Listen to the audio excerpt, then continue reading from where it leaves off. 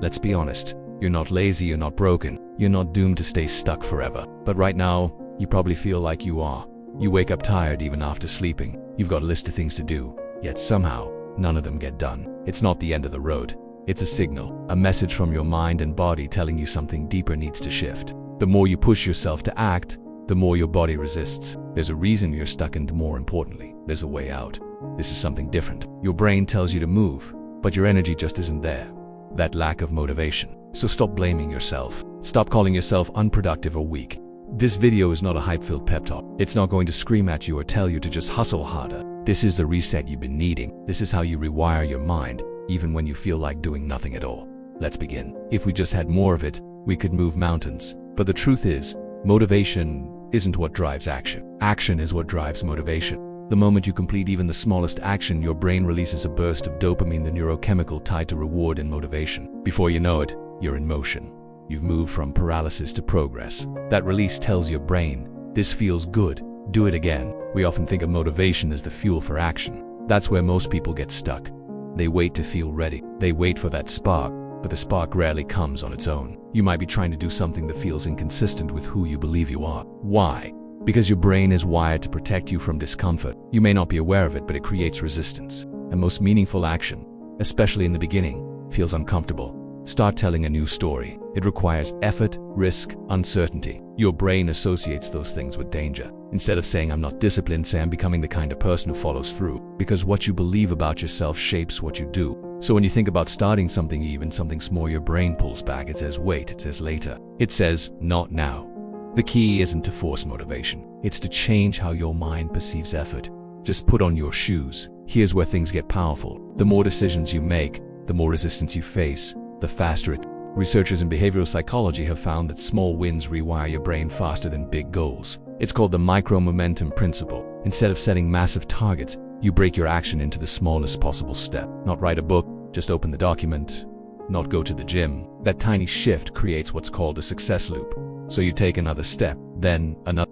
And that is how motivation begins, not by thinking, but by doing. Now let's go even deeper. One of the most overlooked reasons people struggle with motivation is identity conflict. If you think of yourself as lazy, then even when you take action, your brain fights to stay consistent with that belief. It's called cognitive dissonance. The way around it. Instead of saying I'm not motivated, say I'm learning how to build momentum. This isn't about lying to yourself. It's about updating the script in your head. Your actions are a reflection of your identity. So the fastest way to change your behavior is to change the way you see yourself. Not overnight, not all at once, but gradually, with consistency, you start to become the kind of person who acts, even when it's hard. Many people rely on willpower to get things done. But here's the truth, willpower is limited. It drains throughout the day. The most successful people don't rely on willpower. They design environments that reduce friction. They automate decisions. They create routines that minimize mental effort. So if you want to move without needing constant motivation, build systems. Put your workout clothes next to your bed. Place your journal on your pillow. Set a timer on your phone to remind you when to unplug. Small things. Over time, beats intensity every time. Simple things. Things that eliminate the need to choose. You hit a wall, and instead of trying again, you tell yourself it's not for you. You assume that because it didn't work once, it never will. It's the feedback system your brain uses to adapt and grow. When you fail and try again, your brain rewires itself to do better next time. Because the less you rely on motivation, the more consistent you become. And consistency. Another major roadblock is fear of failure. You start something new. That mindset kills momentum. Failure isn't the opposite of success. It's part of it. That process only happens when you see failure as data, not defeat. Ask yourself, you just need to start. What can I learn?